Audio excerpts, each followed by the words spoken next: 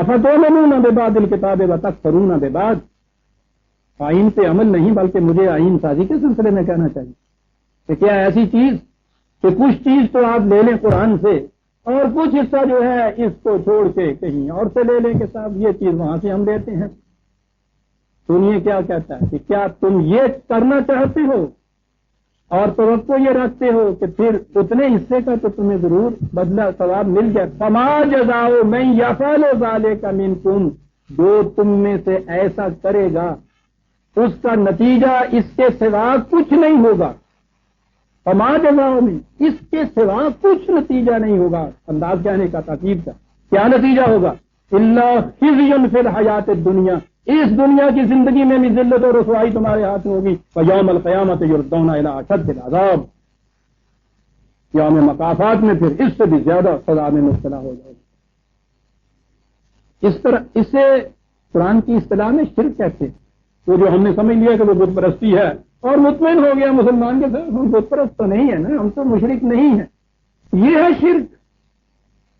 کچھ حصہ اس میں سے لیا، کچھ حصہ جہاں سے اچھا نظر آیا، اچھا کیا جہاں مفید مطلب نظر آیا اسے لے لیا، اور ذہن میں یہ کہہ دیا کہ ہاں صاحب ٹھیک ہے یہاں سے بھی تو لے لیا۔ فما جزاء من یفعل ذلک منکم، اس کا نتیجہ اس کے سوا کچھ نہیں ہے۔ عملی دنیا میں عزیزان من ایسا کر کے آپ دکھائیے، کچھ اس تعین کا یہاں کا عمل کیجیے، کچھ کسی دوسری مملکت کا، کچھ قانون یہاں کے آپ کہہ دیجیے دوسرا کسی مملکت کے، کبھی نہیں بچ سکتے۔ أَإِنَّكُمْ لَتَشْهَدُونَ أَنَّ مَعَ اللَّهِ إِلَٰهًا أُخْرَىٰ، کیا تم یہ گواہی دیتے ہو کہ خدا کے ساتھ اور بھی صاحب اقتدار ہیں؟ سوورینٹی ایک سے زیادہ مانتے ہو کسی کی اپنی مملکت کے اندر؟ قُلْ لَا أَشْهَدُ، کہا نہیں میں تو اس کی نہیں گواہی دے سکتا، میں تمہارا ساتھ نہیں دے سکتا اس معاملے میں۔ یہ یہاں سے ہی ہے اشہد سے، یہاں سے ہے کہ اشہد ان لا الہ الا اللہ وحدہ لا شریک لہ، اس پہ میں اعلان کرتا ہوں۔ کتنا انقلابی اعلان ہے عزیزان، مسجد میں کھڑے ہو کے نہیں، مینار بلند کے اوپر جا کے ساری دنیا میں یہ اعلان کرنا کہ خدا کے سوا کسی اور کی سورنٹی کے ہم قائل نہیں، اسی کی حاکمیت ہم مانتے ہیں، کسی انسان کی حاکمیت ہم نہیں مانتے۔ وحدہ صرف اس کی، لا شریک لہ، اس میں کسی اور کو ہم شریک نہیں کرتے۔ قل لا اشہد، قل انما هو الہ واحد، اعلان کرو وہی الہ ہے، صرف اسی کو اتھارٹی حاصل، اسی کی حاکمیت، واحد اکیلے کی، وَإِنَّنِي بَرِيٌّ مِّمَّا تُشْرِكُونَ، تم جو اس کے ساتھ اور کی حاکمیت کو اور حاکموں کو شریک کرتے ہو میں اس سے بری ضرور۔ کہا یہ ہے ہمارا اعلان، یہ ہے بنیاد ہمارے دستور کی، اس کی ہم شہادت دینے کے لیے کھڑے ہوئے، اور یہ کوئی نئی بات نہیں ہے۔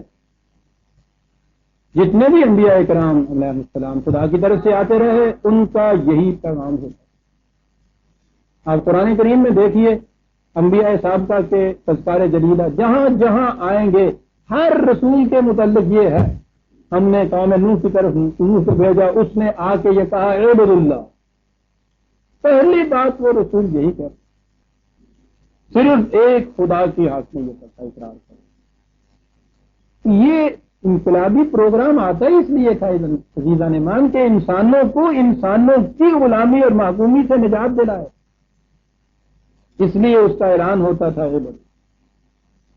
اور اگلی چیز یہ ہوتی تھی کہ ولا اسألکم علیہ من اجر، اس میں میرا ذاتی کوئی فائدہ نہیں، یہ میرا کوئی پروفیشن نہیں، میں اس کے بدلے میں تم سے کوئی معاوضہ نہیں چاہتا۔ دوسرے کے سنسیئر ہونے کا ایک بڑا ثبوت یہ ہوتا ہے، یہ بھی ہوتا ہے کہ اس میں اپنا کوئی ذاتی مفاد نہ ہو۔ دیکھو ایک سانس میں ہی قرآن کتنی حقیقت کو بیان کرتا تھا، ہر نبی آگے یہ اعلان کرتا تھا، تو خیر عبد اللہ، اس لیے کہا کہ یہ جو اہل کتاب ہیں انہیں بھی اس کا علم ہے کہ ان کے انبیاء نے بھی ان سے یہی کہا، اس لیے جب قرآن اس تعلیم کو دہراتا ہے تو یہ اچھی طرح سے پہچانتے ہیں اس کو، کہ بات یہ صحیح ہے، یہ ہے ہی خدا کی طرف سے۔ الذین آتیناہم الکتاب یعرفونہ کما یعرفون ابناءہم، اچھی طرح پہچانتے ہیں جیسے باپ اپنے بیٹوں کو پہچانتا ہے، ماں باپ اپنی اولاد کو پہچانتے ہیں، غلطی نہیں کرتے، ان کو معلوم ہے کہ صحیح تعلیم یہی ہے۔ الذین خسروا انفسہم فہم لا یؤمنون، اور پھر یہ جو ایمان اس کے باوجود اس پہ نہیں لاتے ہیں تو کیا بات ہے، اپنے آپ کو تباہ کرنے تک تلے بیٹھے۔ خودکشی کرنے والا اس سے جاہل نہیں ہوتا کہ سنکھیا مار دے گا، میں کہتا ہوں اس کو تو سب سے بڑا علم اسی ہوتا ہے کہ سنکھیا مار دے گا۔ کہا جائے کہ صاحب یہ جو سنکھیا کاٹ رہا ہے یا پھانس رہا ہے وہ جانتا نہیں تھا کہ سنکھیا ہے، جو غلطی سے کھا جاتا ہے نا اسے تو نہیں پتا ہوتا اس کا، یعنی اسے مغالطہ ہو سکتا ہے۔ جو خودکشی کرنے والا ہو سنکھیا کھا کے اسے تو اس پہ ایمان ہوتا ہے کہ سنکھیا مار دے گا۔ وہ کہا کہ یہ لوگ اس کے باوجود یہ جانتے پہچانتے ہیں پھر اس حقیقت کو کیوں نہیں مانتے؟ کہا اس لیے کہ یہ خودکشی کرنا چاہتے ہیں۔ الذین خسروا انفسہم، اپنی تباہی کرنا چاہتے ہیں آپ، اس لیے وہ اس پر ایمان نہیں لاتے، اس کو تسلیم نہیں کرتے۔ یہ تباہی اپنی تباہی کیسے آ جاتی ہے؟ خدا کی حاکمیت کو چھوڑ کے انسانوں کی حاکمیت کے اوپر راضی ہو جانا، اور سب سے بڑی حاکمیت تو سب سے پہلے یہ مذہبی پیشوا جو ہیں اپنی قائم کراتے ہیں، وہ نہیں اس طرف آنے دیتے۔ وہ ہیں جنہوں نے عبادت کا ترجمہ پرستش کر دی، انہیں یہیں تک رکھا، ان کی اس پرستش میں امامت خود لے لی، اتنی چار دیواری کے اندر ہی صحیح۔ یہ جتنے پرسنل لاز ہوتے ہیں اس کے اندر تو ان کی حاکمیت آ جاتی ہے۔ یاد رکھیے جہاں بھی مذہب ہوتا ہے، آپ کو معلوم ہے کہ میں دین اور مذہب میں فرق جو کرتا ہوں، دین تو خدا کی طرف سے دی ہوئی تعلیم کا نام، آئین کا نام ہے، مذہب مذہبی پیشواؤں کا بنایا ہوا مذہب ہوتا ہے، شریعت ہوتی ہے۔ مذہب پرست جہاں بھی ہوگا اس کو سیکولر نظام حکومت جو ہے ہمیشہ وہ راس آئے گا۔ دنیاوی معاملات حکومت کے پاس، شرعی معاملات ان کی تعویل میں۔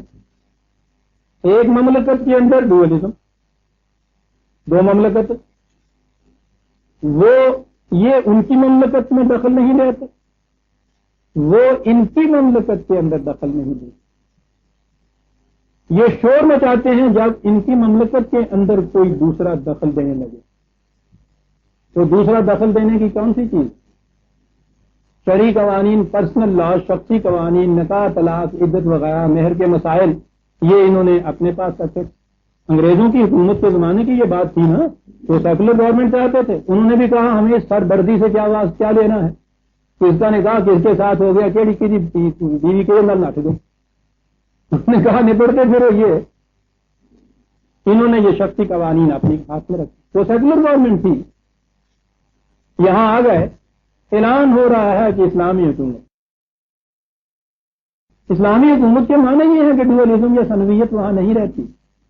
اسلامی حکومت جو ہے وہ زندگی کے ہر شعبے اور ہر گوشے کے اندر قانون اسلامی نافذ خود کرتی ہے، وہاں دو اتھارٹیز نہیں ہوتی کہ پبلک لاز میں اتھارٹی ہو، پرسنل لاز میں اور اتھارٹی ہو۔ اعلان ان کا یہ پہلے دن سے کہ اسلامی نظام یہاں نافذ کریں گے صاحب۔ کیفیت یہ کہ پرسنل لاز جو بنے ہوئے چلے آ رہے تھے جو ان کی تعدیل میں تھے، حکومت نے پہلی دفعہ فیملی لاز بنائے اور اس نے کہا کہ صاحب ان امور کا فیصلہ حکومت کی طرف سے اپائنٹ کی ہوئی عدالت کرے گی۔